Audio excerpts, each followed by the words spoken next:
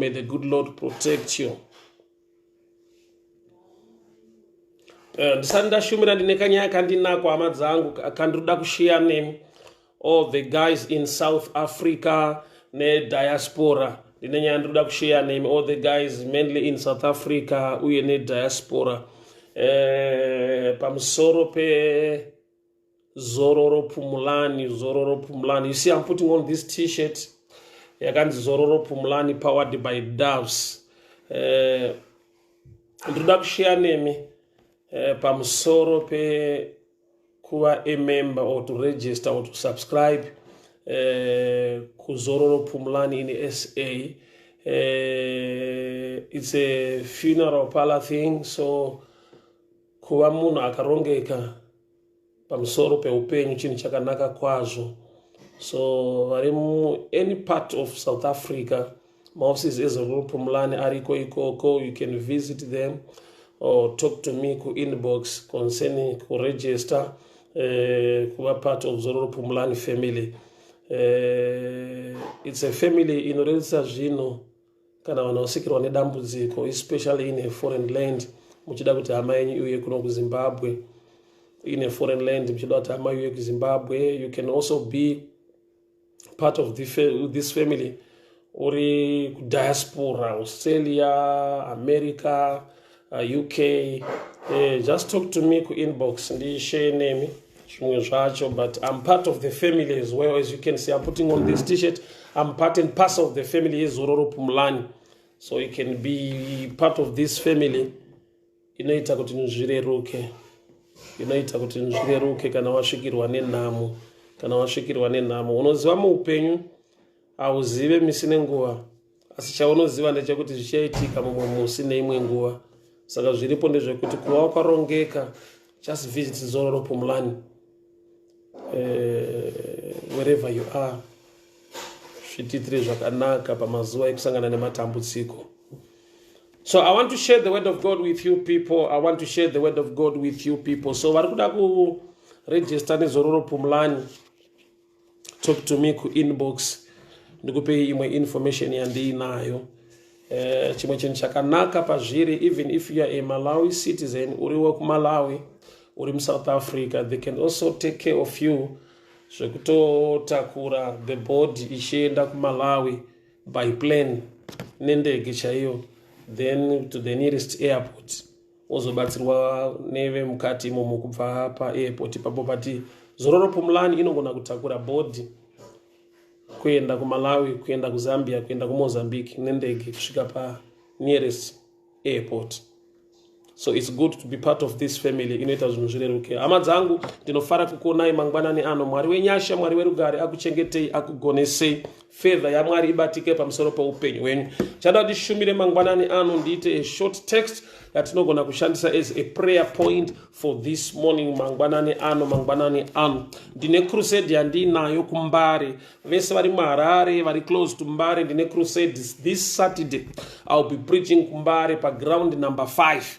Ne team re AFM church tinenge tine crusade kuMbare pa ground number 5 this coming Saturday.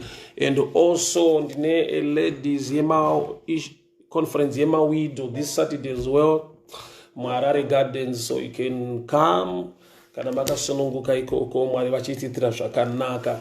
Baba, ndinonamata noupenyu vana venyu, zvaunoshuvira nekutsvaka zvaunobata zviendeke, masuo ngaazarurwe, kuronga kwose kwawakaipa ngakunyadziswa. I decree and I declare your blessing and your favor upenyu vana venyu on this platform this morning. Vari kutsvaka mabasa, vanorwara ngavaporeswe, nyasha ngadzidururwe, ngavachengetwe nekugoneswa nemi. Mutsvene wakatendeka wenyasha wamasimba ose wakarurama, iye wakatidana nechikonzero, anotirwira, anotichengeta nekutigonesa. I speak blessing, protection and favor in the mighty name of Jesus. I break every yoke of bondage. Every plan of the enemy be put to shame in the mighty name of Jesus. Ndinotaura utano, ndinotaura nyasha, ndinotaura kuchengetwa nekugoneswa muzita raJesu Kristu weNazareta. Baba, ndiri kunamata nevana venyu on this platform this morning. For distance is not a barrier. For thy word and thy grace is sufficient. I release blessing, favor upon their lives In the mighty name of Jesus. In the mighty name of Jesus. I rebuke every plan of the enemy. I protect them by the grace of the Lord, by the blood of the Lord Jesus. Ndataura shongo yegore nyasha dza Kristu Jesu pamusoro peupenyu vana venyu Baba, zvavanobata ngazviendeke, masuo ngaazarurwe, nyasha ngadzidururwe, mhuri dzavo dzichengetwe nenyasha dzenyu, mabasa newanano dzavo, mutsvene wakatendeka wenyasha, Mwari wamasimba ose. I decree and I declare your blessing and your favor upon their lives. In the mighty name of Jesus. In the mighty name of Jesus. In the mighty name of Jesus. Baba danamata no upenyu wa Linet Gambura Wouta Kaende. Danamata no upenyu wa Vincent Chimanda. Danamata no upenyu wa Melody Kweshure. Danamata no upenyu wa Predo. Ndikunamata mangwana ana nyasha dzenyu mu upenyu vana venyu ngavachengetwe nekugoneswa. Muzita ra Jesu Kristu eNazareta. Muzita ra Jesu Kristu eNazareta. Ndirikutaura nyasha. Ndiri kutaura nyasha. Goneswai, chengetwai, rirwai muzita ra Jesu, muzita ra Jesu, muzita ra Jesu. Kuronga kose kwakaipa ngakunyadziswe nezita ra Jesu. I speak blessing, I speak favor in the mighty name of Jesus. Amen and amen. Just hold on. Rutendo. Amen and amen, amen and amen, amen and amen, amen and amen. May the good Lord bless you. May the good Lord favor you. Rutendo. May the good Lord bless you. May the good Lord favor you. May the good Lord protect you. Ndikunamata ndikutaura nyasha mangwanani ano muzita ra Jesu Kristu Baba. Ndataura nyasha, ndataura kuchengetwa nekugoneswa mutsvene wakatendeka, Mwari wenyasha. I pray, I speak blessing, protection and favor. Rekete boshia katabara masande mahuga tsabarando loboshia takula bazige dayanto rokoshia mande miketa kubaja le mariga dabaya dabosha baliga dayande rekete le kondo roboshikiria kabasata rakonde mahuga zariga de laso kontaraboshiaka. In the mighty name of Jesus. Amen and amen. Amen and amen. Makata bosha liga dayande rekete boshia katala basata. Unasekurwa mufunira ngechiro meketele bosha liga darando roboshia katabayande menta baroka liga dabaya sole kondiata kila bazuga daya menta karada bosha maliga daya sore kondiata kila bayata reketele boshia katala basande reboshu keriamanda miketa kolada bariga dabaya dala bosha reta. Ndudati tishe a message iri pana pama dzangu. Genesis 32 verse 11. Genesis 32 verse 11. Jacob urugita prayer. Deliver me, I pray thee, from the hand of my brother, from the hand of Esau, for I fear him, lest you come and smite me and the mother with the children. This is a prayer request ya Jacob. Ari kudzokera kumba kwavo, but ari kuti Mwari ndibatsirei, mukoma wangu une hondo neni, mukoma wangu Esau unoda kundirwisa, zvichida uchandirwisa ini nevana, zvichida uchandirwisa ini nemhuri yangu.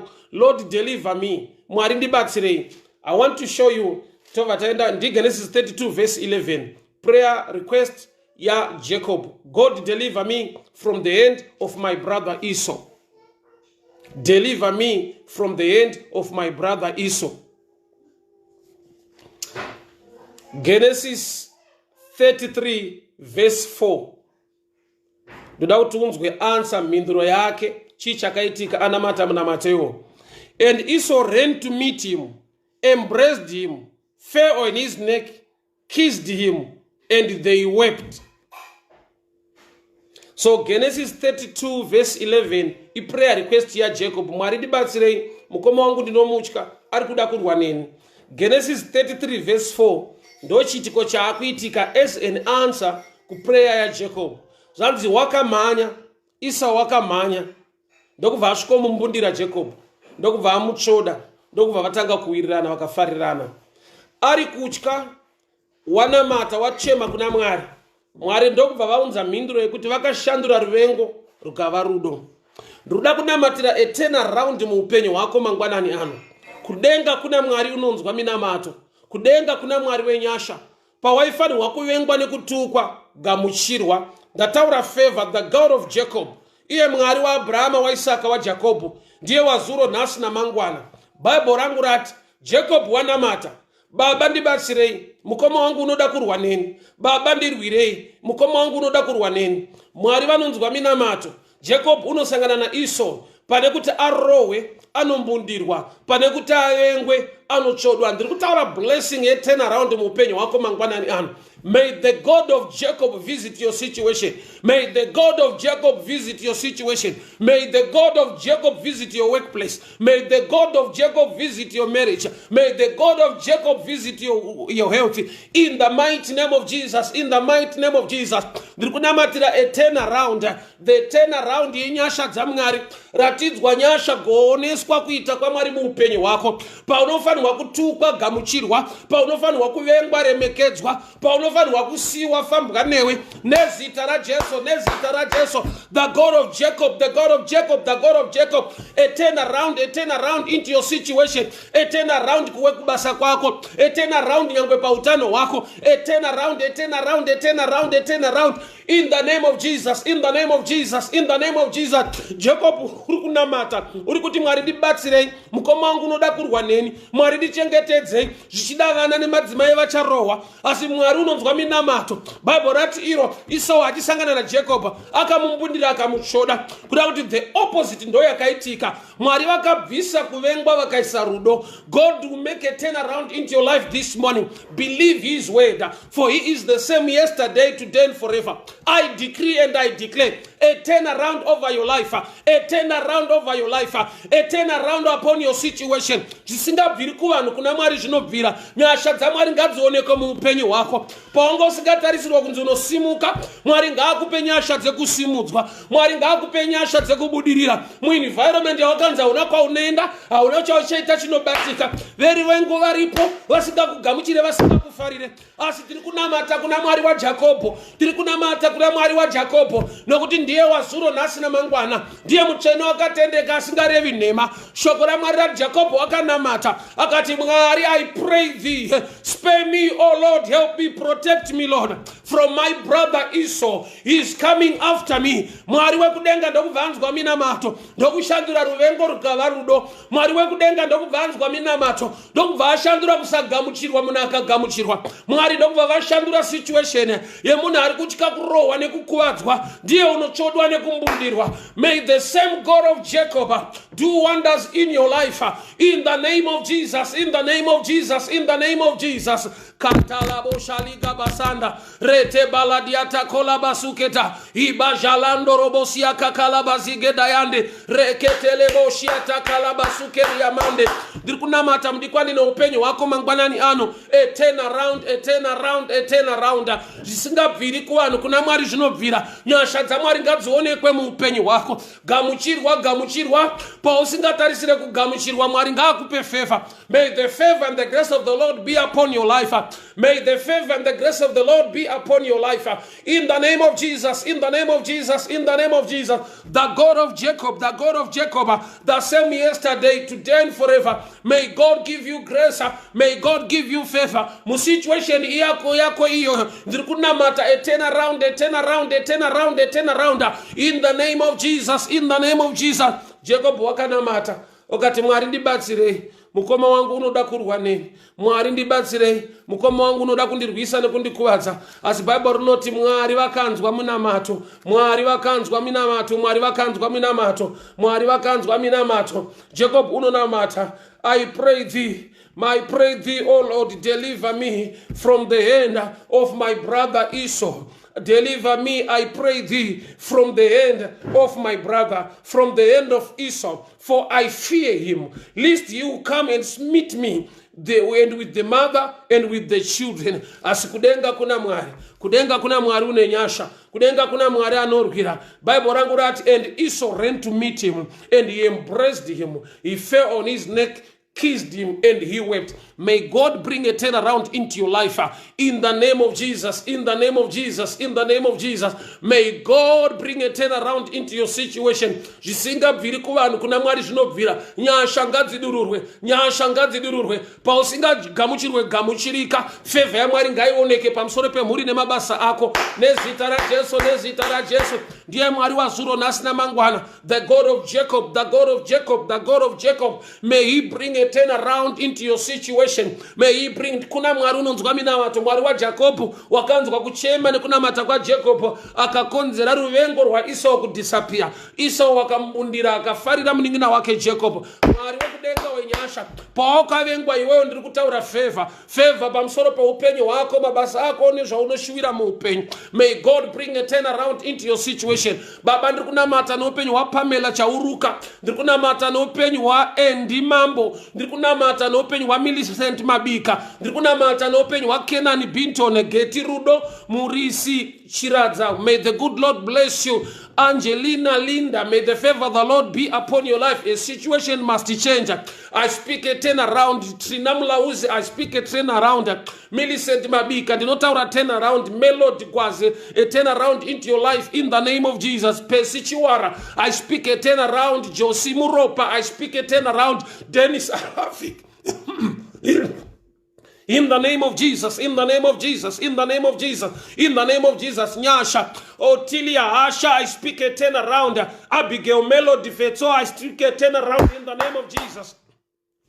Baba wani ngawarangarirwe. Mark Maya, I speak a turnaround in the name of Jesus. Privilege Matchinga, I speak a turnaround. Shepherd Abrams, I speak a turnaround. Nezi Tarajese Thomas Munganai, I speak a turnaround in the name of Jesus. In the name of Jesus. Tendai Gweshure, a turnaround in your life. Joseph Kufandiko, Millicent Mabika, a turnaround. Vimbai Tizora, a turnaround. Pesichiwara, Pamela Chauruka, Yeukai Mukurumbira, God bless you, a turnaround into your life. Privilege Machinga, Christina Chinos, a turnaround. Rolein Manga, a turnaround in the name of Jesus. Jonathan Shimombe, a turnaround. Sibo Sibanda, Nezita Rajeso, Eva Shumba, a turnaround. Nosta, Maria Luizu, I speak a turnaround. Faith Mbuze, a turnaround. Tilda Mukon, a turnaround in the name of Jesus. Nyasha Gadaga, a turnaround in your life in the name of Jesus. A turnaround, a turnaround.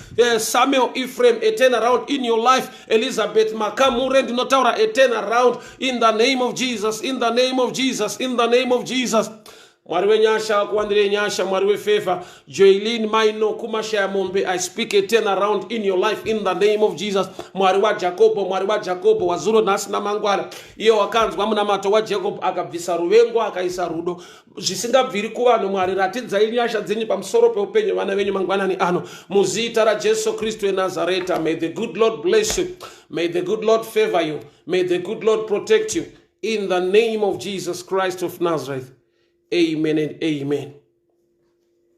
Amadzangu Mwari werugare vakuchengetei, Mwari wenyasha vakugonesei, Mwari werugare vakurwirei. Favor mumabasa enyu, favor pamusoro peupenyu nemuri. Mwari ngavakuchengetei vakugonesei. Muzita raJesu Kristu weNazareta. Baba Chelsea Gideon Mutandwa pakadiko pa Australia, ndiri kunamata a turnaround in your life in the name of Jesus.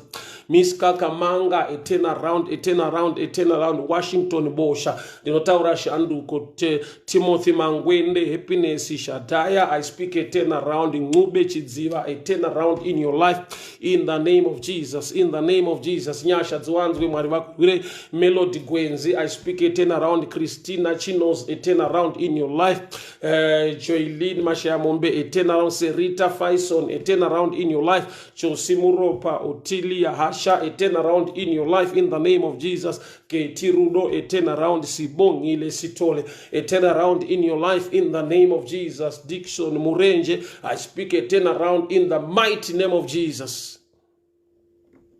Jacob Wakanamata, Mwari ndirwirei kubva paruoko rwemukoma wangu Esau is after me and my family. Bible ndokubva rati Esau paakaona Jacob wakamhanya akamumbundira. Kuna Mwari unoshandura masituations ausingafungidzire kana kutarisira. Awanga wapera moyo nekunetseka kuti zvinobuda sei zvinofamba sei. Brenda Zambuko, Nigel Gandidzanwa, I speak a turnaround. Melody Machero, a turnaround in your life. Leopold Mukungwa, a turnaround in your life in the name of Jesus.